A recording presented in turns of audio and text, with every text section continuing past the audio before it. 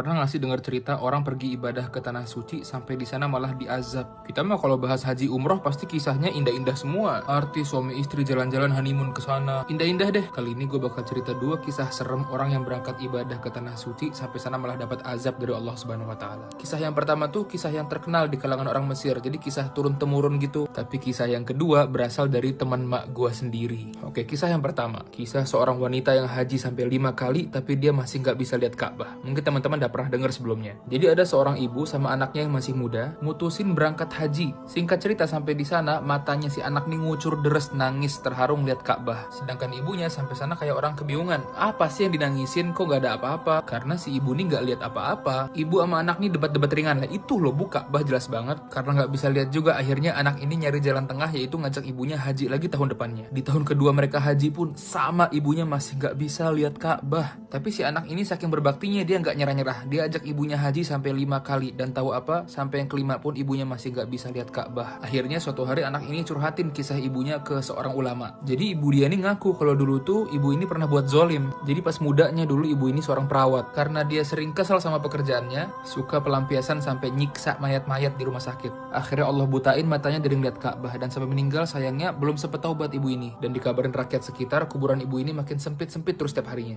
Serem, astagfirullah. Kisah kedua, yang kali ini kisah teman mama gue sendiri. Ibu-ibu yang dulunya dikenal tukang nyinyir. Dulu mulut dia pedas banget, suka hina fisik orang, penampilan orang, sampai banyak yang sakit hati gara-gara dia. Lu kok item banget sih? Rambut kok gitu? Bahkan sering gibahin temennya, ih dia tuh aromanya busuk banget. Sering rendahin orang karena fisiknya, penampilannya. Suatu hari ini teman mak gue berangkat haji bareng mak gue. Dan tahu apa? Pulang-pulang dia kapok haji. Dia cerita ke teman-temannya, gue nggak akan lagi ke sana. Dia cerita tiap gue sholat depan gue tuh orang hitam, nanahan, bau busuk. Kemanapun gue pergi di sana orang-orang banyak lukanya, bau busuk, bau darah. Yang pakaian semuanya jorok. Kesiksa gue tiap ibadah. Allah bales kontan. Padahal mak gue pas di sana ngerasain belum ada tempat yang bisa lebih sejukin hati dari sholat dekat Ka'bah. Ibu-ibu ini udahlah penghina fisik dan dia pun berangkat pakai harta riba. Pelajarannya buat zolim ke orang lain itu dosa besar yang tobatnya nggak diterima kecuali orang yang dizolimin dah maafin kita. Dan doa yang dizolimin kata Nabi laisa bainahu wa bainallahi hijab. Nggak ada penghalang doanya antara dia sama Allah. Mungkin tadi doa mereka yang dihina plus Allah hinain lagi karena berangkat pakai harta haram. Hikmah terakhir, Allah pasti angkat keberkahan mereka yang berangkat ke tanah suci dari harta yang haram. Juga mereka yang nabung umroh hajinya dari proses yang haram. Tahu nggak teman-teman sekarang ada aplikasi buat nabung haji umroh